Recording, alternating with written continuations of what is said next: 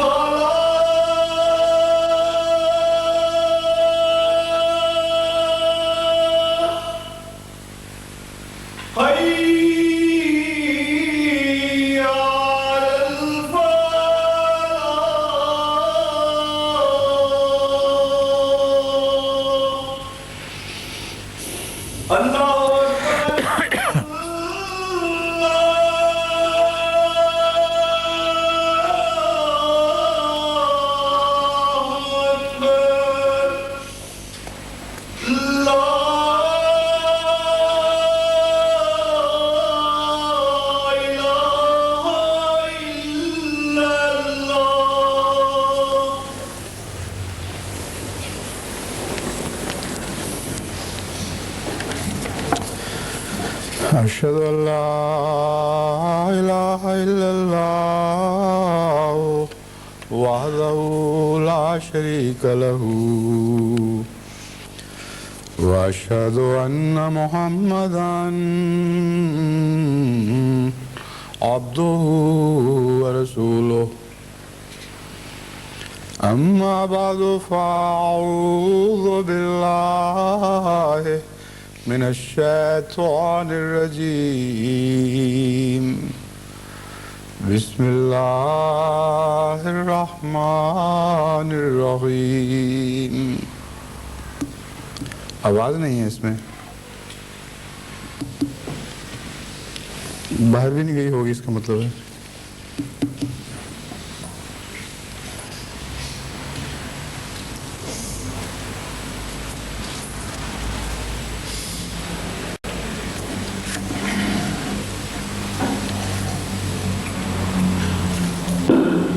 ٹھیک ہے, اب زیادہ اونچی نہ ہو گئی, اب ذرا سا ہلکی کر دیں, معمولی سے. ٹھیک ہے. اب اشہد ان لا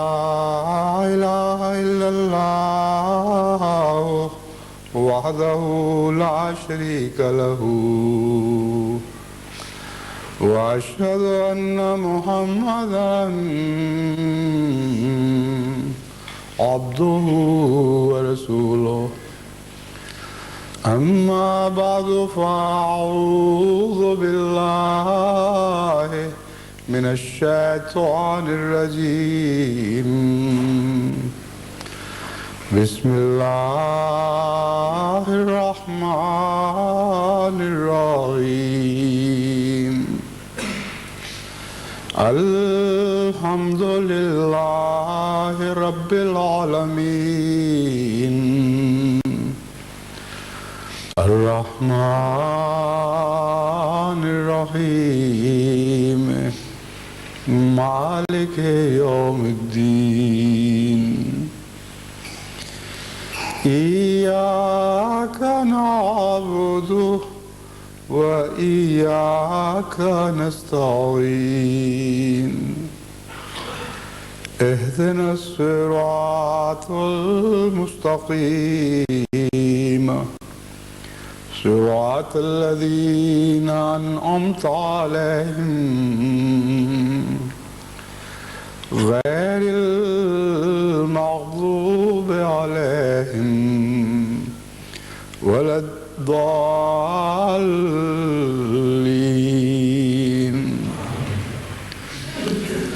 يا أيها الذين آمنوا هل أدلكم على تجارة تنجيكم من عذاب أليم تنجيكم من عذاب أليم تؤمنون بالله ورسوله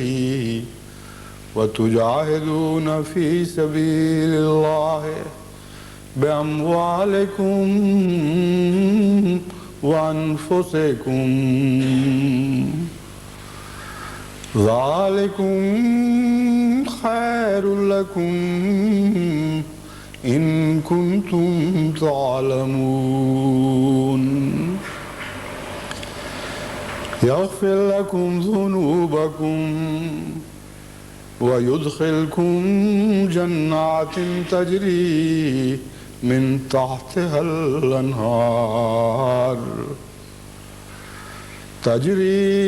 تحتها الأنهار ومساكن طيبة في جنات عدن ذلك الفوز العظيم وأخرى تحبونها نصر من الله وفتح قريب وبشر المؤمنين يا أيها الذين آمنوا كونوا أنصار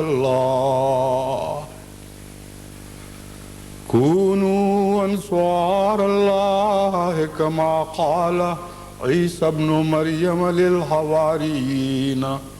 من أنصاري إلى الله قال الحواريون نحن أنصار الله فآمنت طائفة من بني إسرائيل وكفرت طائفة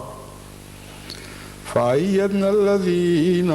آمنوا على عدوهم فأصبحوا ظاہرین۔ سورہ صف آیات 11 تا 15۔ گزشتہ جمعے میں نے یہ مضمون کھول کر بیان کیا تھا کہ جمعہ کا ایک معنی جمع کرنے کے ہیں، اور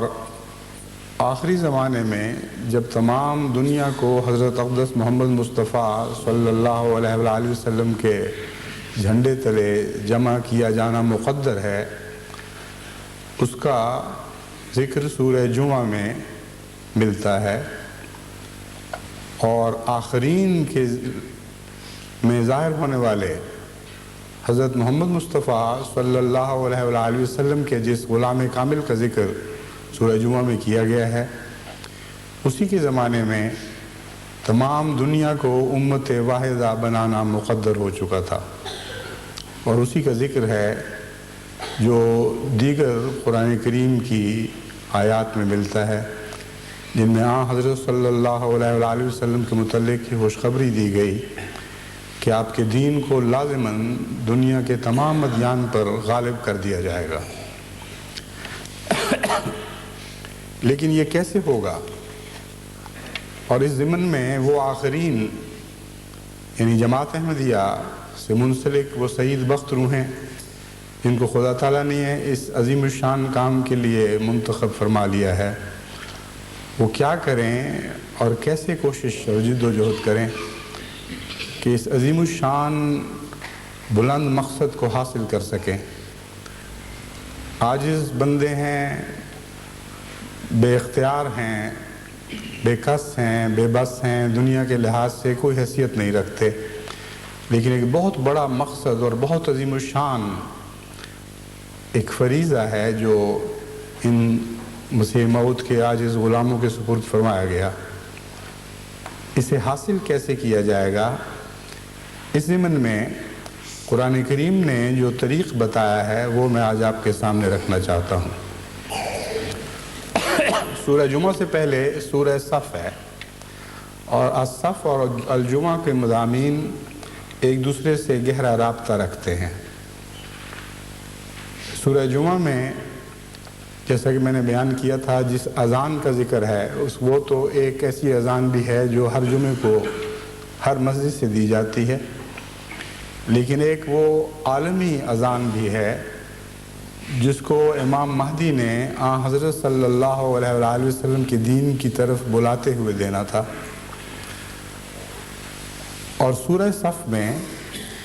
اس امام مہدی کے ظہور کا ذکر موجود ہے جس نے مسیح کی شکل میں احمد کی تمثیل بن کر اس دنیا میں آنا تھا۔ یہ ایک تفصیلی اور لمبا مضمون ہے، لیکن اگر آپ بغور سورہ الصف کا مطالعہ کریں اور اس کے بعد سورہ جمعہ کے مضامین پر غور کریں تو آپ کو معلوم ہوگا کہ الصف میں جس غلام کامل حضرت محمد مصطفیٰ صلی اللہ علیہ وآلہ وسلم کی خبر دی گئی تھی کہ وہ حضرت صلی اللہ علیہ وآلہ وسلم کی احمد شان کا مظہر بن کر دنیا میں آئے گا، اس کے سپرد جو عظیم الشان کام ہونا تھا وہ کیسے سر انجام پانا تھا، اس کا ذکر سورہ صف میں تفصیل سے موجود ہے۔ اور سورہ جمعہ میں بتایا گیا کہ لازماً وہ کامیاب ہوگا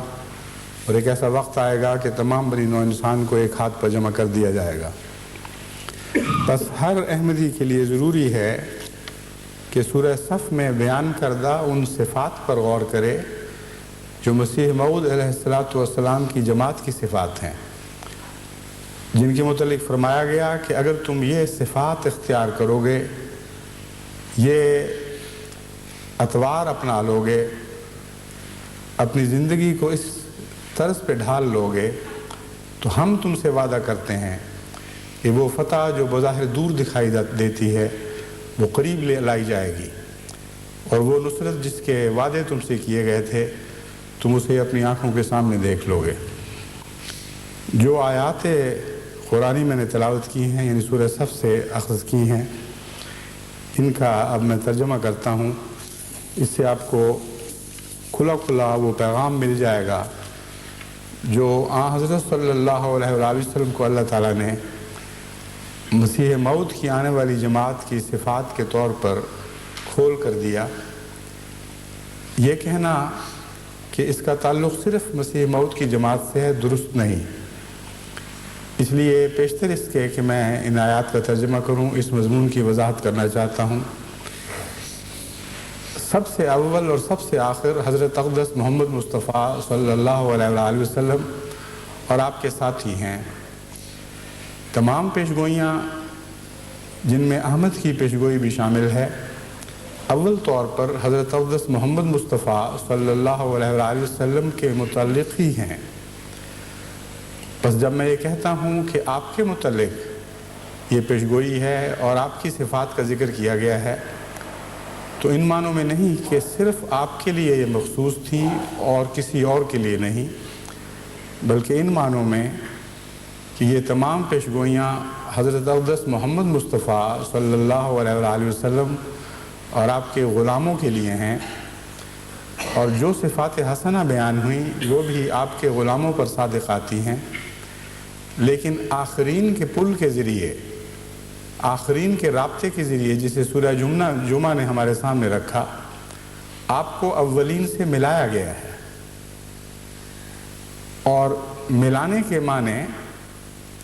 وقت کے ایک ہونے سے تو بہرحال ملانے کے معنی یہ تو بہرحال نہیں لیے جا سکتے کہ ایک وقت میں یا ایک جگہ پہ اکٹھے ہو جائیں گے، نہ ہم جگہ کے لحاظ سے نہ وقت کے لحاظ سے ان اولین میں شامل ہو سکتے ہیں جن کا ذکر قرآن کریم میں بارہا فرمایا گیا۔ بس ایک ہی صورت ہے ملنے کی، وہ صفات کے ذریعے ملنے کی صورت ہے، اخلاق کے ذریعے ملنے کی صورت ہے، کردار کے ذریعے ملنے کی صورت ہے، اور لگن کے ذریعے ملنے کی ایک صورت ہے۔ بس یہی وہ مضمون ہے جو سورہ صف میں اس رنگ میں بیان فرمایا گیا کہ اولین پر تو ضرور صادق آیا، لیکن آخرین پر بھی صادق آئے گا، اور لازم تھا کہ آتا، کیونکہ اس کے بغیر آخرین کو اولین سے ملایا جانا ممکن نہیں۔ بس اس وضاحت کے ساتھ اب آپ اس ترجمے کو پیش نظر رکھیں جو میں آپ کے سامنے پڑھ کر سناتا ہوں۔ فرمایا یا ایھا الذین آمنوا هل ادلکم علی تجارۃ تنجیکم من عذاب علیم، اے وہ لوگوں جو ایمان لائے ہو، کیا میں تمہیں ایک تجارت کی اطلاع نہ دوں، ایک تجارت کی خبر نہ دوں جو تمہیں دردناک عذاب سے بچائے گی۔ کوئی دنیا کی تجارت ایسی نہیں جو کسی کو دردناک عذاب سے بچا سکے۔ بس تجارتوں کے دور میں جب کہ دنیا کی توجہ بے کی طرف ہو، اس وقت ایک ایسی تجارت کی خوشخبری دینا جو ہر قسم کے دردناک عذاب سے نجات کی ضمانت دیتی ہو، ایک بہت عظیم الشان خوشخبری ہے۔ فرمایا وہ کیسے ہوگا؟ تؤمنون باللہ ورسولہ، یہ تجارت اس طرح کی جاتی ہے کہ تم اللہ پر ایمان لاؤ اور اس کے رسول پر ایمان لاؤ، اور پھر اس کی راہ میں اپنے اموال اور اپنی جانوں کا جہاد کرو۔ یعنی اس تجارت کو تم اس طرح پاؤ گے کہ تم خدا پر ایمان لاؤ گے، اس کے رسول پر ایمان لاؤ گے، اور ان کی خدا اور رسول کی راہ میں اپنے اموال کا بھی جہاد کرو گے اور اپنی جانوں کا بھی جہاد کرو گے۔ ذالکم خیر لکم ان کنتم تعلمون، اگر تمہیں پتہ ہو کہ اس تجارت کے کیسے کیسے فائدے ہیں، اگر تم اس تجارت کی حقیقت سے آگاہ ہو جاؤ تو تمہیں سمجھ آئے گی کہ یہ تجارت تمہارے لیے ہر دوسری چیز سے بہتر ہے۔ ذالکم خیر لکم، یہ ایسی تجارت ہے جس میں بھلائی ہی بھلائی ہے اور کوئی نقصان کی بات نہیں۔ ان کنتم تعلمون کا یہ معنی بھی لیا جا سکتا ہے کاش تمہیں علم ہوتا، کاش تم سمجھ سکتے۔ اگر تم سمجھتے تو ضرور یہ بات جان لیتے کہ اس تجارت میں بہت بڑے فوائد ہیں، اور کچھ فوائد خدا اس کے بعد گن کر بتاتا ہے۔ فرمایا یغفر لکم ذنوبکم، ایک بڑا فائدہ اس تجارت کا تو یہ ہوگا کہ خدا تعالیٰ تمہارے گناہوں سے مغفرت کا سلوک فرمائے گا۔ کون انسان ہے جو یہ دعویٰ کر سکے کہ میں گناہ گار نہیں ہوں؟ جو گناہ گار نہیں تھے وہ بھی استغفار ہی کرتے رہے۔ سب سے بڑھ کر معصوم اور قطعی طور پر معصوم حضرت اقدس محمد مصطفیٰ صلی اللہ علیہ وآلہ وسلم کی ذات تھی۔ آپ کا بھی لمحہ لمحہ استغفار میں گزرا۔ بس وہ لوگ جو حقیقتاً گناہوں میں ڈوبے پڑے ہیں، اور کوئی دن ایسا نہیں گزرتا جب کسی نہ کسی گناہ میں ملوث نہ ہو جاتے ہوں، ان کے لیے کتنی بڑی خوشخبری ہے۔ فرمایا تم اس تجارت میں لگ جاؤ تو ہم تم سے وعدہ کرتے ہیں کہ تمہارے گناہوں سے صرف نظر فرمائیں گے اور انہیں بخش دیں گے۔ وَيُدْخِلْكُمْ جَنَّاتٍ تَجْرِي مِن تَحْتِهَا الْأَنْهَارُ، اور ایسی جنتوں میں تمہیں داخل کریں گے جہاں نہریں بہتی ہوں، تمہارے قدموں تلے نہریں بہہ رہی ہوں، ومساکن طیبۃ، اور بہت ہی پاکیزہ گھر میسر ہوں، فی جنات عدن،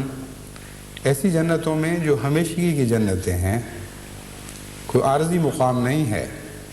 کوئی ایسا گھر نہیں ہے کہ آج لیا اور کل بیچ دیا،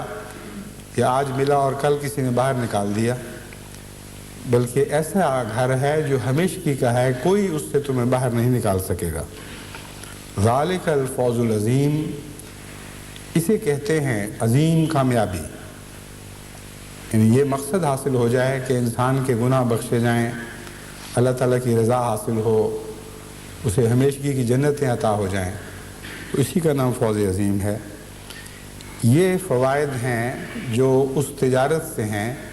جس کا اوپر ذکر کیا گیا، لیکن ان فوائد کا تعلق خدا تعالیٰ کے حضور پیش ہونے سے ہے، یعنی آخرت سے ہے۔ دور کے فوائد ہیں، اگرچہ وہ دور ہر انسان کے قریب بھی ہے، کوئی نہیں جانتا کہ کس وقت وہ مر کر خدا کے حضور حاضر ہو جائے گا، لیکن جو لوگ اس دنیا میں مگن رہتے ہیں ان کو وہ دنیا جو مرنے کے بعد نصیب ہونی ہے بہت دور دکھائی دیتی ہے۔ بس پہلے وہ فوائد دیے جو بیان کیے جو حقیقی ہیں، جو اصلی ہیں، جو لازماً نصیب ہوں گے اور ہمیشہ کے لیے ہوں گے، اور اولیت انہی کو ملنی چاہیے۔ لیکن پھر دنیا کے فوائد کے متعلق اللہ تعالیٰ نے بیان فرمایا کہ جو برکتیں تمہیں اس جہاد سے نصیب ہوں گی صرف مرنے کے بعد نہیں ہوں گی، اس دنیا میں اپنی آنکھوں سے اپنے جیتے جی تم ان برکتوں کو دیکھ لو گے۔ اور وہ کیا ہیں؟ فرمایا وَأُخْرَى تُحِبُّونَهَا، اور ایک دوسری بڑی کامیابی تمہیں یہ نصیب ہوگی جو تم دل و جان سے چاہتے ہو، اس سے تمہیں محبت ہے۔ نصر من اللہ وفتح قریب، کہ اللہ تعالیٰ کی طرف سے تمہیں نصر عطا ہوگی، نصرت عطا ہوگی، اور فتح تمہارے قریب لائی جائے گی۔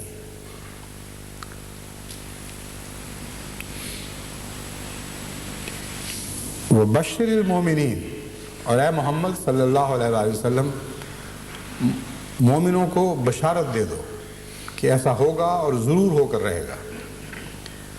اب یہاں جو نصر من اللہ و فتح قریب کی خوشخبری ہے، اسی کی تفصیل سورہ نصر میں ہمیں یوں ملتی ہے، اذا جاء نصر اللہ والفتح ورأیت الناس يدخلون فی دین اللہ افواجا، کہ وہ وقت یاد کرو جب تم دیکھو گے خدا کی نصرت اور فتح کو، جب نصرت اور فتح تمہیں عطا کی جائے گی، اور اس شکل میں کہ فوج در فوج لوگ خدا کے دین میں داخل ہو رہے ہوں گے۔ اور فرمایا کہ مومنوں کو سب سے زیادہ اس چیز سے محبت ہے، ہر وقت وہ یہ چاہتے ہیں کہ ایسا ہو کاش ہم اپنی آنکھوں سے وہ فتح کا دن دیکھ لیں۔ تو فرمایا جس تجارت کی طرف ہم تمہیں بلا رہے ہیں، اس تجارت کے دائمی فائدے تو ہیں ہی، لازماً نصیب ہوں گے، لیکن تم تو چاہتے ہو کہ مرنے سے پہلے فتح اور نصرت کا دن بھی دیکھ لو۔ اگر یہی تمہاری تمنا ہے، یہی تمہیں اسی مقصد سے تمہیں دلی محبت ہے، تو فرمایا جو تجارت ہم کرنے کے لیے تمہیں ہدایت دے رہے ہیں وہ تجارت کرو۔ اللہ تعالیٰ وعدہ فرماتا ہے کہ وہ نصرت اور فتح ضرور عطا فرمائے گا، اور فتح کو قریب لا کر دکھایا گیا یہ یقین دلانے کے لیے کہ اگرچہ آخری زمانے میں فتح دور دکھائی دے گی اور بظاہر ناممکن ہوگا کہ کوئی ایک نسل اپنی آنکھوں سے اس فتح کو دیکھ لے، لیکن اگر اس تجارت میں مگن ہو جائے جس تجارت کی تفصیل بیان فرمائی گئی ہے، تو اللہ تعالیٰ وعدہ فرماتا ہے کہ اس فتح کو قریب کیا جائے گا۔ وبشر المومنین، مومنوں کو بشارت دو، اعلان عام کر دو کہ خدا کے فضل کے ساتھ یہ ساری نعمتیں تمہیں عطا ہونے والی ہیں۔ اس کے بعد فرماتا ہے یا ایھا الذین آمنوا کونوا انصار اللہ، جس تجارت کا ذکر گزرا ہے اس تجارت کے لیے اپنے آپ کو وقف کر دو. کونو انصار اللہ ہے، تم خدا سے نصرت چاہتے ہو تو خدا کی نصرت تو کرو. جو کچھ تمہارے پاس ہے وہ نصرت کے لیے خدا کے حضور حاضر کر دو، یعنی اپنی سب طاقتوں کے ذریعے اللہ تعالیٰ کی نصرت کرو. اس کے نتیجے میں اللہ تعالیٰ تمہاری نصرت فرمائے گا. یہ وہ مضمون ہے جو انسان اپنی ساری زندگی میں روزمرہ تجربے میں دیکھتا ہے اور محسوس کرتا ہے. اگر کوئی شخص اپنا سب کچھ آپ کے حضور پیش کر دے تو فطری تقاضا ہے کہ آپ اپنا سب کچھ اس کے حضور اس کو پیش کرنا چاہیں. لیکن جب میں فطری تقاضا کہتا ہوں تو مراد ہے وہ ان لوگوں کا فطری تقاضا ہے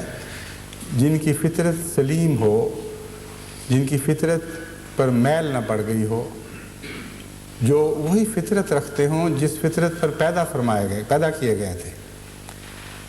اور اللہ تعالیٰ فرماتا ہے کہ ہر انسان کو صحیح سچی فطرت پر پیدا کیا گیا ہے، اور اللہ تعالیٰ نے اپنی صورت پر انسان کو پیدا کیا ہے. بس یہ جو مضمون ہے کہ اللہ کی فطرت پر انسان پیدا کیے گئے، اس مضمون سے یہ بات ظاہر ہوتی ہے کہ اگر آپ کی فطرت صحیح ہو اور اس میں دنیا کی میلونی کی وجہ سے گندگی شامل نہ ہو گئی ہو تو خدا تعالیٰ آپ سے جو سلوک کرے گا اسے پہچاننے کے لیے اپنے نفس کو پہچانیں. جو سلوک آپ خدا تعالیٰ سے چاہتے ہیں یہ دیکھیں کہ آپ وہ سلوک کس صورت میں لوگوں سے کیا کرتے ہیں اور لوگ وہ سلوک آپ سے کب کیا کرتے ہیں. بس اس اپنے نفس کو پہچاننے کے ذریعے تم خدا کو پہچان سکو گے اور خدا تعالیٰ سے تعلقات کو درست کر سکو گے. بس یہ وہی مضمون ہے جو بیان فرمایا گیا. پہلے فرمایا کہ نصرت تمہیں ضرور عطا ہوگی اگر تم وہ تجارت کرو جس کی طرف تمہیں بلایا جا رہا ہے، لیکن ساتھ ہی یہ فرمایا گیا کہ اس تجارت کے لیے شرط ہے کہ خدا کے انصار بن جاؤ، یعنی مسیح کے انصار بنو خدا کی خاطر. جو لفظی ترجمہ ہے یہ ہے من انصاری اللہ ہے. مسیح نے کہا کہ کون ہے جو میرے انصار بنے اللہ کے لیے. تو مراد یہ ہے کہ مسیح موعود، آخری زمانے میں ظاہر ہونے والا مسیح جو مسیح محمدی ہوگا، حضرت محمد مصطفیٰ صلی اللہ علیہ وآلہ وسلم کے دین کو تمام دوسرے ادیان پر غالب کرنے کے لیے آئے گا. تمہیں اس کا انصار ہونا پڑے گا، اور انصار بھی دل و جان کے ساتھ. جو کچھ تمہارے حضور ہے تمہارے پاس ہے اس کے حضور حاضر کرنا ہوگا. اپنی جان کے تحفے بھی پیش کرنے ہوں گے، اپنے اموال کے بھی تحفے پیش کرنے ہوں گے، اور دن رات یہ لگن لگانی ہوگی کہ ہم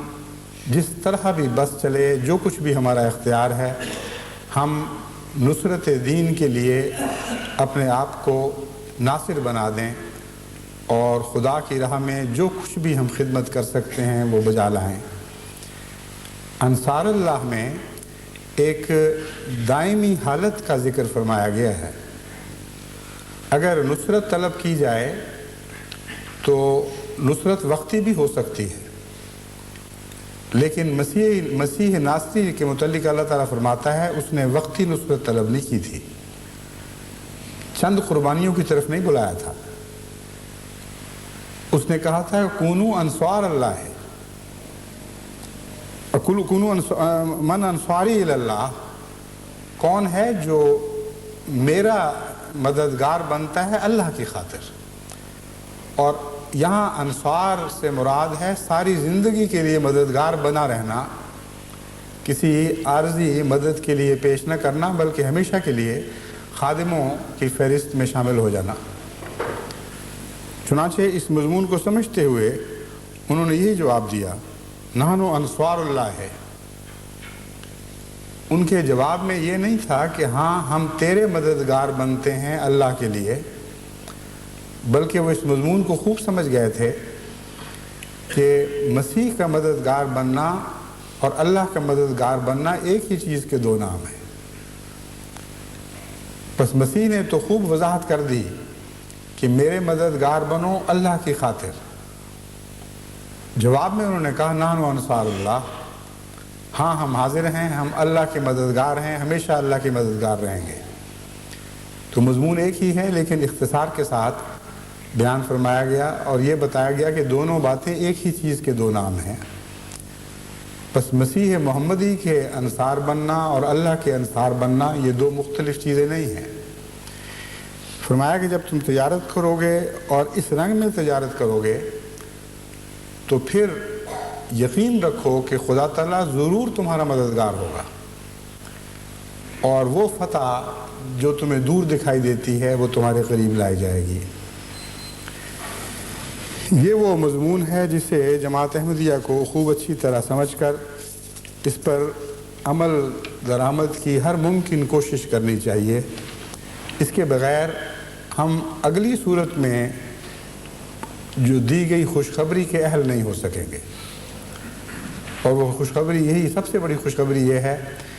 کہ مسیح محمدی جب یہ اعلان کرے گا کہ میرے انصار بنو تو اس شان کے ساتھ اس آواز پر لبیک کہا جائے گا کہ خدا تعالیٰ سورہ جمعہ میں گواہی دیتا ہے کہ وہ لوگ جو مسیح کے آئندہ زمانے میں ظاہر ہونے والے مسیح کے انصار بنیں گے ان کو اولین سے ملایا جائے گا اور ان کو ایک ہی مقام پر جمع کر دیا جائے گا، یعنی محمد مصطفیٰ صلی اللہ علیہ وآلہ وسلم کے اولین غلاموں کے ساتھ ان کو اکٹھا کر دیا جائے گا۔ کتنا بڑا انعام ہے، کتنی بڑی خوشخبری ہے جو آپ کے لیے، جو آخرین کی جماعت ہیں، مقدر ہو چکی ہے، جس کا قرآن کریم میں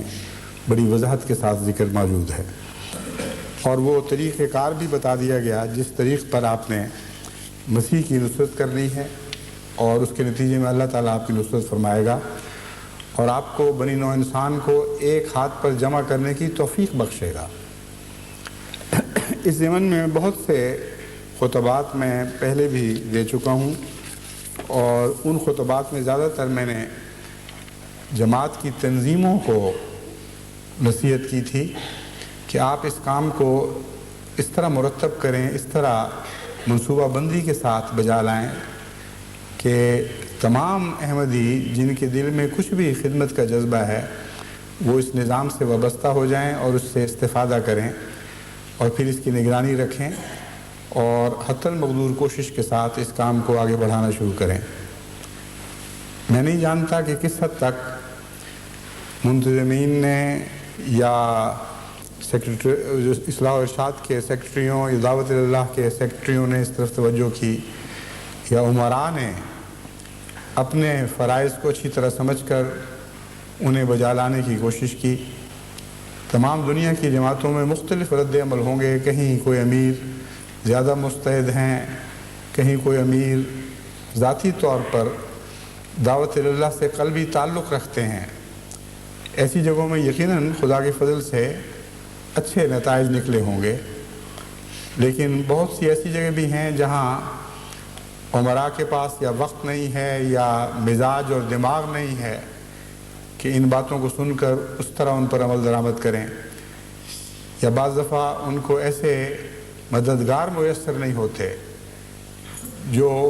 ان کی باتوں کو سن کر توجہ کریں اور ان کی مدد کریں۔ بس اسی لیے میں نے ان خطبات کے آخر پر یہ اس دعا کی طرف توجہ دلائی تھی کہ تمام عہدیداران جو ان نصیحتوں پر عمل کرنا چاہتے ہیں وہ خدا تعالیٰ سے دعا کے ذریعے یہ مدد مانگیں کہ رب ادخلنی مدخل صدق واخرجنی مخرج صدق واجعل لی من لدنک سلطانا نصیرا، کہ اللہ مجھے اس اعلیٰ مرتبے کے اور اعلیٰ مقام پر فائز فرما، مجھے اس اعلیٰ مقصد کو حاصل کرنے کی توفیق عطا فرما۔ ادخلنی سے مراد مجھے داخل کر دے، مدخل صدق سچائی کے ساتھ کس میں داخل کر دے، یہاں مراد یہ ہے کہ اس مقام محمود کی طرف لے جا، اس اعلیٰ مرتبے پہ پہنچا دے جس کا تو محمد مصطفیٰ صلی اللہ علیہ وآلہ وسلم سے وعدہ فرماتا ہے، اور آپ کی غلامی میں کچھ نہ کچھ فیض ہمیں بھی اس کا میسر آنا ہے۔ ساتھ ہی میں نے توجہ دلائی کہ اس دعا کا انجام یہ بیان فرمایا گیا، آخر پر یہ نتیجہ نکالا گیا کہ وَاجْعَلْ لِي مِن لَّدُنْكَ سُلْطَانًا نَصِيرًا، میں کوئی قدم بھی کامیابی کی طرف کامیابی کے ساتھ اٹھا نہیں سکتا جب تک مجھے تیری طرف سے کوئی مددگار میسر نہ ہو جو سلطان ہو، جو غالب آنے کی طاقت رکھتا ہو۔ ایسا مددگار مجھے ضرور مہیا فرما کہ اس کے بغیر میرا سفر طے نہیں ہو سکتا۔ تو یہاں بھی ایک نصیر کا ذکر ہے، بس اللہ تعالیٰ کی نصرت کرنے کے لیے بھی ایک نصیر کی ضرورت ہے، اور یہ نصیر میں سمجھتا ہوں کہ ملکوتی طاقتوں سے تعلق رکھنے والا نصیر ہے، اگرچہ دنیا میں بھی یہ نصیر میسر آتے ہیں، اور بارہا ہم نے ان دعاؤں کے نتیجے میں انسانوں کو ان معنوں میں نصیر بنتے دیکھا ہے جن معنوں میں قرآن کریم میں اس کا ذکر ہے۔ لیکن میں سمجھتا ہوں کہ اول طور پر یہاں ملکوتی طاقتیں مراد ہیں۔ یہاں جبرائیل کی طرف اشارہ ہے، اور حضرت جبرائیل علیہ السلام کے تابع جتنی قوتیں انسان کو نیکی کی طرف لے جاتی ہیں اور اندھیروں سے نکالتی ہیں، ان سب طاقتوں سے مدد مانگنے کی ایک التجا موجود ہے، ایک التجا ہے جو اس دعا میں کی گئی ہے۔ بس خدا تعالیٰ کی نصرت کرنے کے لیے بھی خدا تعالیٰ سے نصرت مانگنی پڑے گی۔ ایاک نعبد و ایاک نستعین کا مضمون آپ دیکھیں ہر جگہ پھیلا پڑا ہے، کوئی زندگی کا شعبہ نہیں ہے جو اس دعا کے اثر سے باہر ہو، اس کے دائرے سے باہر ہو۔ تو پہلی نصیحت تو میری آپ کو بھی یہی ہے، جیسا کہ تمام عہدیداران کو کی تھی، کہ بحیثیت احمدی ہر شخص کا کام ہے کہ وہ نصرت کے لیے تیار ہو، اور نصرت کے لیے اللہ تعالیٰ سے نصرت طلب کرے۔ ایک نصرت آغاز میں ہوگی، اس کے نتیجے میں آپ کو نصیر اور انصار بنایا جائے گا، اور ایک نصرت اس کے بعد آئے گی جو اس کے نتیجے میں ظاہر ہوگی۔ اس مضمون کو آپ سمجھیں تو خدا تعالیٰ کی دو صفات کے مضمون کو آپ سمجھ لیں گے کہ خدا تعالیٰ اول بھی ہے اور آخر بھی ہے، پہلا بھی ہے اور سب سے بعد بھی ہے۔ یعنی خدا کے بغیر کوئی برکت والی بات شروع ہو ہی نہیں سکتی، اور جب آپ شروع کرتے ہیں تو ہر نیک انجام جو ظاہر ہوتا ہے، ہر نیک نتیجہ جو نکلتا ہے، اس میں بھی آپ خدا کا تصور دیکھتے ہیں، اور بالآخر خدا کو اپنی جزا دینے کے لیے آخر پر منتظر پاتے ہیں۔ پس نصیر بننے کے لیے جیسا کہ میں نے بیان کیا ہے، بار بار یہ دعا مانگنی ضروری ہے کہ اے خدا ہمارے لیے ہمیں نصیر عطا فرما، یعنی روحانی طور پر ہمارے دلوں کو طاقت بخشنے والا، ہمارے دماغوں کو اس نہج پر چلانے والا، ہماری سوچوں کو روشن کرنے والا، ہماری کوششوں میں برکت ڈالنے والا، ایسا نصرت کرنے والا عطا فرما جو سلطان ہو، جس میں یہ طاقت ہو کہ جب کسی کی مدد کرے تو اس کی مدد کامیابی اور قوت کے ساتھ کرے، اور اس مدد کا نیک نتیجہ ظاہر ہو۔ بس آج کے خطبے میں اور شاید اس کے بعد بھی ایک دو خطبوں میں میں بالعموم جماعت کو مخاطب کرتے ہوئے ہر فرد بشر کو جو احمدیت سے تعلق رکھتا ہے براہ راست یہ پیغام دیتا ہوں کہ آپ تبلیغ کریں، اور تبلیغ اس طرح کریں جس طرح قرآن کریم میں ذکر فرمایا گیا ہے، اور اس کی تفصیل میں کچھ اور باتیں آپ کے سامنے رکھتا ہوں۔ جو عمومی تصویر اس آیت میں کھینچی گئی ہے اسے ہم اردو میں اس طرح پیش کر سکتے ہیں کہ تن من دھن کی بازی لگا دو، اپنا سب کچھ اس راہ میں جھونک دو، کچھ بھی باہر نہ رکھو۔ یہ وہ چیز ہے جو لگن سے تعلق رکھتی ہے، جسے لو لگ جاتی ہے کسی چیز کی، کسی چیز سے انسان کو عشق ہو جائے وہ کیفیت ہے جو بیان فرمائی گئی ہے. اور یہ ایک مضمون نگاری نہیں بلکہ فی الحقیقت یہی معنی ہیں، اور اس کے سوا اور کوئی معنی بنتے نہیں ہیں جو اس آیت میں بیان فرمایا گیا. کیونکہ بغیر عشق کے نہ انسان اپنا سب مال پیش کر سکتا ہے، نہ اپنی جان پیش کر سکتا ہے. کوئی پاگل تو نہیں ہو گیا کہ کسی کو اپنا سب کچھ دے دے، مال بھی دے دے اور جان بھی دے دے. یہ مضمون عشق سے تعلق رکھتا ہے. اگر انسان محبت میں پاگل ہو تب وہ ایسی حرکت کرتا ہے، ورنہ کوئی سر پھرا تو نہیں کہ بے وجہ کسی کو اپنے مال بھی دے دے اور اپنی جان بھی اس کے حضور حاضر کرے. جب خود فرمایا کونو من انصاری اللہ، تو دراصل کن معنوں میں انصار بننا تھا اس کا نقشہ پہلے کھینچا گیا ہے، اور اس کے بعد مسیح کا یہ پیغام دیا گیا تاکہ خوب اچھی طرح انسان سمجھ لے کہ جب میں نے خدا کی راہ میں مسیح کے انصار میں داخل ہونا ہے تو مجھ سے کیا توقع کی جاتی ہے. ناصر بننا کس کو کہتے ہیں پہلے خوب سمجھا دیا گیا. پھر مسیح کا دعویٰ پیش کیا گیا، پھر مسیح موسوی کی قوم کا جواب پیش کیا گیا، اور عملاً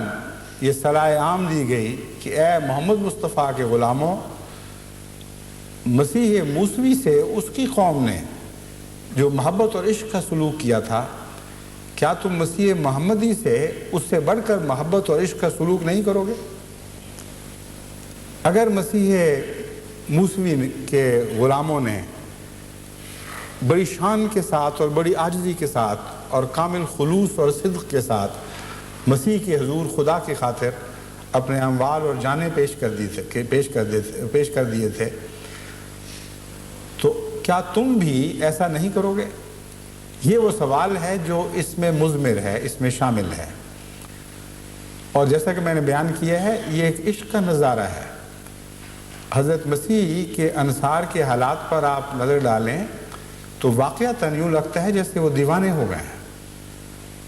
ایک وہ کیفیت تھی جب حضرت مسیح صلیب کی آزمائش سے ابھی گزرے نہیں تھے. اس کیفیت میں آپ بعض دفعہ ان کے متعلق ایک ایسے تبصرے بھی کر دیتے ہیں جس سے ظاہر ہوتا ہے کہ ان کے ایمان میں کوئی جلا نہیں تھی، کوئی خاص شان نہیں تھی. ایسے بھی تھے جنہوں نے دنیا کی لالچ میں مسیح پر لعنت بھیج دی. ایسے بھی تھے جنہوں نے اپنی جان بچانے کی خاطر مسیح کو سولی پر لٹکوانا گوارا کر لیا. لیکن میں بات کی بات کر رہا ہوں، جب مسیح نے قربانی کے لیے اپنے آپ کو پیش کر دیا، اس وقت ان کے اندر ایک عظیم الشان انقلاب برپا ہوا ہے. اور وہی انصار جو ڈرے ڈرے چھپے چھپے کمزور دکھائی دیتے تھے، انہوں نے اتنی عظیم الشان قربانیاں پیش کی ہیں کہ تاریخ نبوت میں حضرت محمد مصطفیٰ صلی اللہ علیہ وآلہ وسلم کے دور کے سوا آپ کو کہیں ایسی عظیم الشان قربانیاں دکھائی نہیں دیں گی. 300 سال کے عرصے پر پھیلی ہوئی ایسی دردناک قربانیاں ہیں اور ایسی مستقل مزاجی رکھنے والی قربانیاں ہیں کہ جن میں کبھی کوئی کمی واقع نہیں ہوئی، کوئی کمزوری نہیں آئی. ایک نسل بھی بعض دفعہ قربانیاں کرتے ہوئے تھک جاتی ہے اور یہ پوچھنا شروع کر دیتی ہے کہ اب کب خدا کی مدد آئے گی، کب ہمارے دن بدلیں گے. لیکن مسیح کی دعوت پر جن لوگوں نے کہا نحنو انصار اللہ ہے، ہم انصار اللہ ہیں، انہوں نے اس وعدے کا حق ادا کر دیا اور جانیں دیں، جانوروں کے سامنے ڈالے گئے، درندوں کے سامنے ڈالے گئے. لوگ بڑے بڑے تھیٹرز میں اور تماشا گاہوں میں بیٹھے ہوتے تھے اور ان کے سامنے پنجروں سے بھوکے شیر یا بیل یا اور قسم کے خوفناک جانور حضرت مسیح کے غلاموں پر چھوڑے جاتے تھے، کیونکہ وہ دنیا کی خاطر دین کو چھوڑنے پر آمادہ نہیں ہوتے تھے. ان کو پہلے ڈرایا جاتا تھا، خوب اچھی طرح ان کی عاقبت کے بارے میں خبردار کر دیا جاتا تھا، بار بار ان کو سمجھایا جاتا تھا کہ توبہ کر لو اور مسیح کو چھوڑو اور ہمارے خداؤں کے سامنے سر جھکاؤ، ورنہ تمہارا یہ انجام ہوگا۔ یہ ساری باتیں سننے کے بعد، یقین کرنے کے بعد وہ یہی کہا کرتے تھے کہ ہم مسیح کو کبھی نہیں چھوڑیں گے، جو چاہو کر لو۔ اور اس کے نتیجے میں پھر ان پر بڑے بڑے ابتلا آئے، ان کی سچائی کو طرح طرح سے آزمایا گیا۔ اور یہ جو میں باتیں بیان کر رہا ہوں یہ حقیقت ہے، اس میں کوئی بھی افسانہ نہیں، ٹھوس تاریخی حقائق ہیں کہ ان کو بھوکوں اور کمزور ایمان لانے والوں کو تماشا گاہوں میں میدان میں ایک طرف سے نکالا جاتا تھا اور دوسری طرف سے بھوکے شیروں یا بھیڑیوں یا اور درندوں کو چھوڑا جاتا تھا، اور وہ آنن فانن ان کو چیر پھاڑ کر ان کو ٹکڑے ٹکڑے کر دیا کرتے تھے، ان کی ہڈیوں کو بھنبوڑتے تھے، ان کے گوشت کو کھاتے، ان کے خون کو پیتے تھے، اور سارا حال تالیوں سے گونج اٹھتا تھا، اور خوشی سے نعرے لگائے جاتے تھے کہ یہ لو ایک اور مسیح کے ماننے والے کو ہم نے اس بد انجام کو پہنچایا۔ یہ ایک نسل کی بات نہیں، دو نسل کی بات نہیں، 100 سال میں کئی نسلیں گزر جاتی ہیں۔ حضرت مسیح موعود علیہ السلام کو آئے ہوئے ابھی 100 سال ہوئے ہیں، اور آپ دیکھیں کہ ہماری چوتھی پانچویں نسل بھی ہمارے سامنے ہے، یعنی مسیح موعود کے صحابہ کی چوتھی پانچویں نسل، بلکہ چھٹی نسل تک بھی میں نے ایک خاندان میں گن کے دیکھے تھے، اور یہ 100 سال کے اندر 6 نسلیں پیدا ہو گئیں۔ تو 300 سال تک کتنی نسلیں ہیں جنہوں نے کامل وفا کے ساتھ اس عہد کو نبھایا ہے اور مسیح ناصری سے وفا کی ہے۔ یہ مطلب ہے انصار اللہ بننے کا۔ اور بعض دفعہ میں تعجب سے اور دکھ سے دیکھتا ہوں، پاکستان سے بعد احمدی خط لکھ دیتے ہیں کہ اب تو حد ہو گئی ہے، اور کتنی مدت خدا ہم سے انتظار کرائے گا،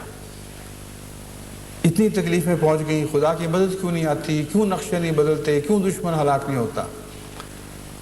حیرت سے دیکھتا ہوں اور میرا دل خون ہو جاتا ہے ان باتوں کو سن کر کہ تم نے تو مسیح محمدی سے وعدہ کیا ہے کہ ہم اپنی جان، مال، عزت سب کچھ پیش کر دیں گے، اور جو اپنی جان دے دے اس کو پھر اس سے کیا غرض کہ میرے بعد کیا ہوگا، یا میں کیا دیکھتا ہوں اور کیا نہیں دیکھتا۔ انصار اللہ جب کہہ دیا تو اس کے بعد سب کچھ خدا کے سپرد کر دیا۔ تو مسیح محمدی کی طرف منسوب ہو کر 100 سال نہیں، صرف ایک نسل کی تکلیفیں برداشت کرتے ہوئے تم ہمت ہار دو، تو کیا تمہیں زیب دیتا ہے کہ تم مسیح محمدی کے انصار ہونے کا دعویٰ کرو؟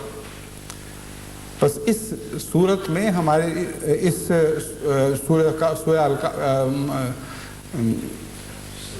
سورہ صف میں ہمارے لیے ایک پوری تاریخ کھول کر بیان فرما دی گئی ہے۔ ہمارا کیا کردار ہونا چاہیے، کن کن قربانیوں کی اللہ تعالیٰ ہم سے توقع رکھتا ہے، کس خلوص کی ہم سے توقع رکھتا ہے، کس عہد و پیمان کی ہم سے توقع رکھتا ہے، اور پھر مسیح کی طرف سابق مسیح کی طرف اشارہ کر کے پوری مسیحیت کی تاریخ ہمارے سامنے کھول کر رکھ دی، اور بتایا کہ اس راہ میں یہ ابتلا آئیں گے، یہ مشکلات پیش ہوں گی۔ ایک نسل کی فتح کا سوال نہیں، 2 نسلوں کی فتح کا سوال نہیں، تمہاری فتح کا زمانہ لمبا بھی ہو سکتا ہے، لیکن اس کے ساتھ ایک وعدہ فرما دیا، اور وہ وعدہ فتح قریب کا وعدہ ہے۔ یہ وہ پہلو ہے جو میں آپ کے سامنے خوب اچھی طرح کھولنا چاہتا ہوں۔ حضرت مسیح موعود علیہ السلام نے بارہا اس مضمون کو بیان فرمایا ہے کہ اگرچہ مجھے مسیح ناصری سے تشبیہ دی گئی ہے، لیکن محمد مصطفیٰ صلی اللہ علیہ وآلہ وسلم کی برکت سے میری تکلیفیں بھی کم کی گئی ہیں، اور اسی نسبت سے تمہاری تکلیفیں بھی کم کی گئی ہیں۔ فرمایا اگر محمد مصطفیٰ کی برکت نہ ہوتی تو میں بھی روئے صلیب ضرور دیکھتا، کیونکہ میں واقعتاً مسیح کا مثیل ہوں، لیکن اللہ تعالیٰ نے محمد مصطفیٰ کی برکت سے اور آپ کی دعاؤں کی برکت سے ہماری آزمائشوں کو چھوٹا بھی کر دیا ہے اور آسان بھی فرما دیا ہے۔ بس آپ نے اس مضمون کو بھی خوب کھول کر بیان فرمایا کہ اگرچہ مسیح کو 300 سال کے بعد غلبہ عطا ہوا تھا، اس لیے مجھے اور میری جماعت کو بھی اگر 300 سال میں غلبہ عطا ہو تو کوئی تعجب یا اعتراض کی بات نہیں، لیکن میں یہ یقین رکھتا ہوں کہ محمد مصطفیٰ صلی اللہ علیہ وآلہ وسلم سے کی برکت سے ہمارے غلبے کی مدت کو کم کر دیا جائے گا. وہ زمانہ جو قربانیوں کو زمانہ ہے وہ چھوٹا کر دیا جائے گا اور جزا کے زمانے کو لمبا کر دیا جائے گا. بس فتح قریب نے یہاں یہ وعدہ کیا ہے کہ اے محمد مصطفیٰ صلی اللہ علیہ وسلم کے غلاموں، اگر تم یہ وعدہ پورا کرو، اس تجارت کی طرف آ جاؤ جس کی طرف ہم تمہیں بلاتے ہیں، تو خدا تعالیٰ تمہاری فتح کے دن قریب کر دے گا اور تمہیں 300 سال کے انتظار کی زحمت نہیں اٹھانی پڑے گی. بس اس وجہ سے میں آپ کو سمجھانا چاہتا ہوں کہ یہ بات ایک معنوں میں ہمارے اختیار میں ہے. بظاہر ہمارے اختیار میں کچھ بھی نہیں، لیکن جن شرطوں کی طرف کے ساتھ اللہ تعالیٰ نے دعوت اللہ کے لیے ہمیں بلایا ہے، ان شرطوں کو پورا کرنا فی الحقیقت ہر انسان کے اختیار میں ہے. ان معنوں میں اختیار میں ہے کہ اگر وہ خدا سے نصرت طلب کرتے ہوئے یہ عہد کرے کہ اے خدا، میں تیری راہ میں ناصر بننا چاہتا ہوں، میں انصار اللہ میں شامل ہونا چاہتا ہوں، تو پھر ضرور ہر انسان کے بس میں اور اختیار میں ہے کہ وہ خدا کے انصار میں ان معنوں میں شامل ہو جائے جن معنوں میں قرآن کریم نے یہ تفصیل بیان فرمائی ہے. اور اگر ہو جائے تو پھر خدا تعالیٰ فرماتا ہے کہ تمہاری نصرت کو محمد مصطفیٰ کی برکت سے قریب کر دیا جائے گا، تمہاری فتح کے دن قریب کر دیے جائیں گے اور تمہیں اتنے لمبے انتظار کی زحمت گوارا نہیں کرنی ہوگی. بس ہر نسل جو گزر رہی ہے، یعنی جماعت احمدیہ کی ہر نسل جو گزر رہی ہے، وہ ایک امکانی حالت سے گزر رہی ہے اور وہ امکانی حالت فتح کی طرف بلا رہی ہے. اگر ساری جماعت وہ کوشش کرے جس کا ذکر اس صورت میں موجود ہے، تو لازماً تمام دنیا کی فتح کا سہرا ایک نسل کے سر بھی لکھا جا سکتا ہے. حضرت مسیح موعود علیہ السلام کے زمانے میں جن لوگوں نے نصرت کا وعدہ کیا وہ تعداد میں بہت تھوڑے تھے، لیکن اس کثرت سے ان کو پھل لگے کہ دیکھتے دیکھتے احمدیت کا پودا صرف ہندوستان میں نہیں بلکہ ہندوستان سے باہر کے ممالک میں بھی نصب ہو چکا تھا، اور صحابہ کی ایک بڑی جماعت پیدا ہوئی جس کی نسل میں سے آج اکثر احمدی دنیا میں موجود ہیں. میں نے جو تبلیغ کے ذریعے پھیلاؤ کا اجازہ لیا ہے، میں آپ کو یقین سے بتا سکتا ہوں کہ جس کثرت سے حضرت مسیح موعود علیہ السلام کے زمانے میں تبلیغ ہوئی ہے اور جس کثرت سے جماعتیں اس زمانے میں پھیلی ہیں، اس کا عشر عشیر بھی کبھی بعد میں نہیں ہوا. تمام صحابہ ثمردار شجر تھے، وہ شجر طیبہ بن چکے تھے جن سے ہر حالت میں پھل کے وعدے کیے گئے ہیں، جن کے متعلق قرآن کریم اعلان فرماتا ہے کہ وہ زمین میں مضبوطی سے پیوستہ ہیں لیکن آسمان سے شاخیں آسمان سے باتیں کر رہی ہیں اور ہر موسم میں ان کو پھل لگتا ہے. بس ایسے کثرت سے صحابہ حضرت مسیح موعود علیہ السلام کو عطا ہوئے کہ جو طیب درختوں کی صورت میں لہلہاتے رہے، پھولتے پھلتے رہے اور ہر موسم میں ان کو پھل لگتے رہے. اب جب میں قادیان گیا تو بہشتی مقبرے میں گھوم پھر کے کتبات پڑھتا تھا، ان میں سے بہت سے ایسے کتبات تھے جن سے مجھے یاد آ جاتا تھا کہ ہاں میں نے بھی ان کو دیکھا ہوا ہے، یہ اس شکل صورت کے تھے، یہ وہ بزرگ صحابی تھے جو اس زمانے میں سادہ سے کپڑوں میں، عام لباس میں، غریبانہ چال کے ساتھ چلتے تھے، اور ہم وہم بھی نہیں کر سکتے تھے کہ خدا کے حضور ان کا کتنا بڑا مرتبہ اور مقام ہے. لیکن خدا نے ہمیں یہ سعادت عطا فرمائی تھی کہ ان پاک چہروں کو اپنی آنکھوں سے دیکھ لیتے. بس ان کی قبروں پر گزرتے ہوئے دعائیں بھی کرتا تھا اور اپنی سعادت پر خدا کا شکر بھی ادا کرتا تھا. میں آپ کو بتاتا ہوں کہ یہ وہ صحابہ ہیں جن کا انصار کی جماعت میں قرآن کریم میں ذکر موجود ہے. یہ وہ ہیں جنہوں نے آخرین کو اولین سے ملایا تھا اور خدا نے ان سے اپنے وعدے پورے کیے. اتنی بڑی مخالفت کا طوفان تھا کہ آج پاکستان میں جو مخالفت ہو رہی ہے اس مخالفت کے سامنے کوئی بھی حیثیت نہیں تھی اس مخالفت کی. ہندوستان میں ہی نہیں بلکہ ساری دنیا میں ملا پھرے اور ہندوستان سے لے کر عرب ممالک کے آخر تک انہوں نے حضرت مسیح موعود علیہ الصلوۃ والسلام کے خلاف ایک عناد اور دشمنی کی آگ لگا دی اور بڑے فخر سے یہ اعلان کیے کہ ہم نے تمام دنیا میں اس شخص کے خلاف ایسی نفرت پیدا کر دی ہے کہ ایک آگ بھڑک رہی ہے جو اس کو خاکستر کر کے رکھ دے گی. تمام دنیا کے علماء نے اس کو دنیا کا بدترین انسان قرار دے دیا ہے اور یہ فتویٰ دیا ہے کہ اس کو مارنا، قتل کرنا، لوٹنا، اس کی اولاد، جان، عزت پر ہاتھ ڈالنا سب کچھ خدا کے نزدیک جائز بلکہ باعث ثواب بن گیا ہے. اس کو اور اس کے ماننے والوں کو جس طرح چاہے، جو بس جس کے بس میں آئے وہ لوٹے، مارے، کوٹے، جو چاہے اس کے ساتھ سلوک کرے. یہ دین کا فتویٰ ہے کہ اگر کوئی ایسا کرے گا تو خدا کے حضور بڑی عزت پائے گا، بڑا اجر پائے گا. اس قسم کی آگ تھی جو حضرت مسیح موعود علیہ الصلوۃ والسلام کی چاروں طرف بھڑکائی گئی. اس آگ کو گلزار بنانے والے وہ صحابہ تھے. جگہ جگہ ابراہیمی طیور تھے جو پیدا کیے گئے اور اللہ تعالیٰ کے فضل کے ساتھ ان کے ساتھ خدا نے اپنے سارے وعدے پورا کیے، ورنہ آج آپ یہاں نہ ہوتے، آج آپ ہندوستان میں بھی نہ ہوتے، کہیں آپ کا وجود ممکن نہیں تھا. کیونکہ جس قسم کی خوفناک مخالفت اور ملیا میٹ کر دینے والی نفرتیں پھیلا دی گئی تھیں، وہ تو ایسی نفرتیں تھیں کہ یوں لگتا تھا کہ نظریں کھا جائیں گی لوگوں کو. ان واقعات کو آپ پڑھیں جن مشکلات سے احمدی اس زمانے میں گزرے ہیں، تو آج بھی دل خون کے آنسو ہوتا ہے کہ کس طرح ان معصوموں کو کتنی بڑی بڑی تکلیفیں دی گئی. لیکن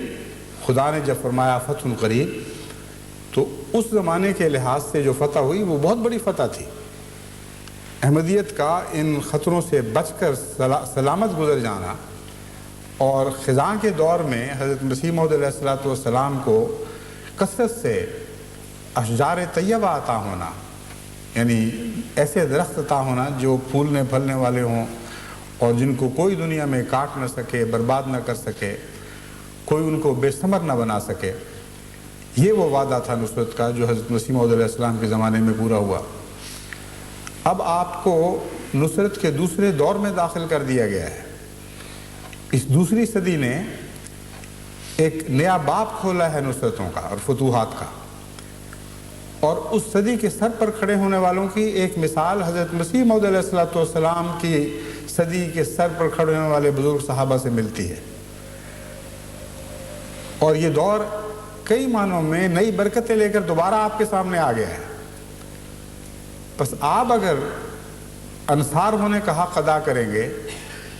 اور جیسا کہ میں نے بیان کیا ہے جان، مال، عزت جو کچھ بھی ہے خدا کے حضور پیش کریں گے اور ایک لگن لگا لیں گے، ایک دھن سر پہ سوار کر لیں گے کہ ہم نے ضرور احمدیت کو فتح یاب کرنا ہے اور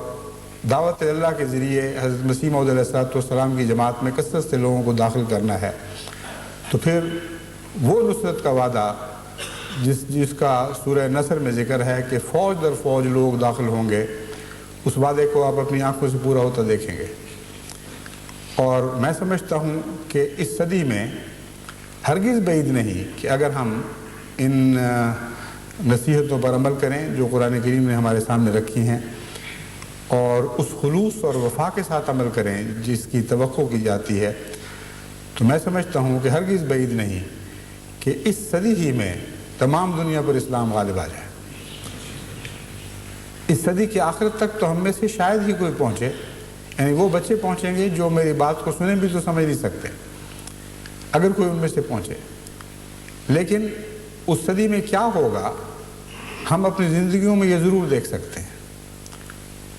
اگر ہم اپنی کوششوں کو انتہا تک پہنچا دیں اور جیسا کہ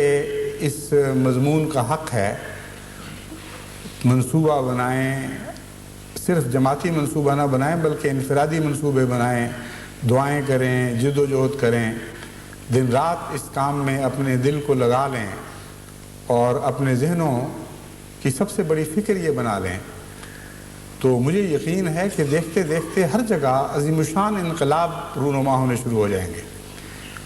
اور ہم صرف وعدوں پر نہیں جئیں گے بلکہ ان وعدوں کو پورا ہوتے دیکھ لیں گے۔ جیسے بعض دفعہ برسات آنے سے پہلے ہوائیں چلتی ہیں جو بتا دیتی ہیں کہ برسات آنے والی ہے، بس آپ صرف ان ہواؤں کو نہیں دیکھیں گے بلکہ برسات کے ابتدائی چھینٹوں کو بھی دیکھ لیں گے۔ اور کوئی بعید نہیں کہ بعض جگہ کے ملکوں میں وہ زور سے برستی ہوئی بارش کو بھی دیکھ پا لیں، اور ایسا بعض جگہ ہونا شروع ہو چکا ہے۔ پس دنیا کے سب احمدیوں کو چاہیے کہ وہ اپنے مقام اور مرتبے کو سمجھیں۔ گزشتہ جمعے میں جو ان سعادتوں کو میں نے ذکر کیا تھا اس کے متعلق مجھے خطوط آ رہے ہیں، اور جائز طور پر احمدی خدا کے حضور سر بسجود ہیں کہ ان کا ذکر قرآن کریم میں اس رنگ میں فرمایا گیا، اور یہ عظیم سعادت انہیں نصیب ہوئی کہ دنیا کو جمع کرنے کی بعض نئی صورتیں بھی انہوں نے اپنی آنکھوں سے دیکھ لیں۔ میں ان کو بتاتا ہوں کہ یہ سعادت تو ہمیں نصیب ہو گئی اللہ کی طرف سے، لیکن اس سعادت کے پیچھے جو کثرت سے سعادتیں ہماری منتظر ہیں ان کی طرف چل کر جانا ہوگا۔ وہ ایسی سعادتیں نہیں کہ آپ کسی وقت پیدا ہو جائیں اور اتفاقاً وہ سعادتیں آپ تک پہنچ جائیں، وہ ایسی سعادتیں ہیں جن کی طرف چل کر جانا ہوگا۔ کچھ پھلوں کو لینے کے لیے ہاتھ بڑھانے ہوں گے، کچھ تو کوشش کرنی ہوگی۔ اس کوشش اور جد و جہد کی طرف میں آپ کو بلاتا ہوں، اور آخر پر انہی الفاظ میں بلاتا ہوں جن الفاظ میں مسیح ناصری نے اپنے ماننے والوں کو خدا کی راہ میں قربانیاں کرنے کے لیے بلایا تھا، اور جو دراصل مسیح محمدی کی آواز تھی جو آغاز میں مسیح ناصری کے ذریعے اٹھائی گئی۔ مسیح ناصری کے ذریعے جو انصار پیدا ہونے تھے ان کو تمام دنیا کو ایک جگہ جمع کرنے کی سعادت نصیب نہیں ہونی تھی، لیکن مسیح محمدی کے ذریعے جو نیا انصار اللہ کا دور چلنا تھا ان کو تمام دنیا کی فتوحات کی بشارتیں دی گئی ہیں۔ بس انہی الفاظ میں آپ کو پھر مسیح محمدی یعنی حضرت مسیح موعود علیہ الصلوۃ والسلام کی غلامی میں اس منصب پر فائز ہونے کا حق ادا کرتے ہوئے جس پر اللہ تعالیٰ نے مجھے فائز فرمایا ہے، آپ کو خدا کی طرف نصرت کے لیے بلاتا ہوں اور یہ اعلان کرتا ہوں، من انصاری اللہ، کون ہے جو آج میرے انصار کی جماعت میں داخل ہو اللہ کی خاطر، یعنی مسیح موعود علیہ السلام کے انصار کی جماعت میں داخل ہو اللہ کی خاطر، اسی اسلوب میں، اسی طرز میں، انہی اداؤں کے ساتھ جن اداؤں کا قرآن کریم میں ذکر فرمایا گیا ہے۔ اگر آپ سچے دل سے اس آواز پر لبیک کہیں گے تو میں آپ کو فتح قریب کی خوشخبری دیتا ہوں، اور کوئی نہیں ہے جو اس خوشخبری کو ٹال سکے۔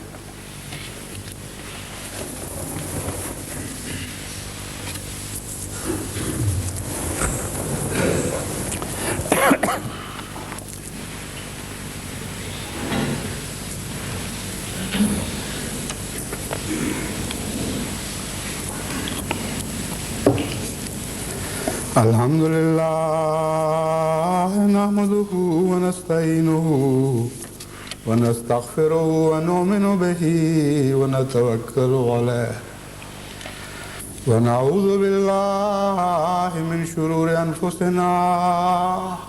ومن سیئات اعمالنا من يهده اللہ فلا مضل له ومن يضلله فلا هادي له ونشهد أن لا إله إلا الله وحده لا شريك له ونشهد أن محمدا عبده ورسوله عباد الله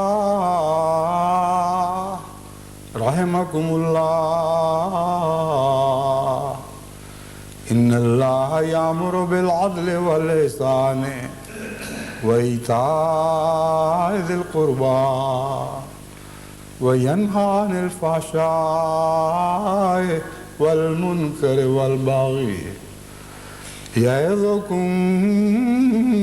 لعلكم تذكرون اذكروا الله يذكركم وادعوه يستجب لكم ولذكر الله أكبر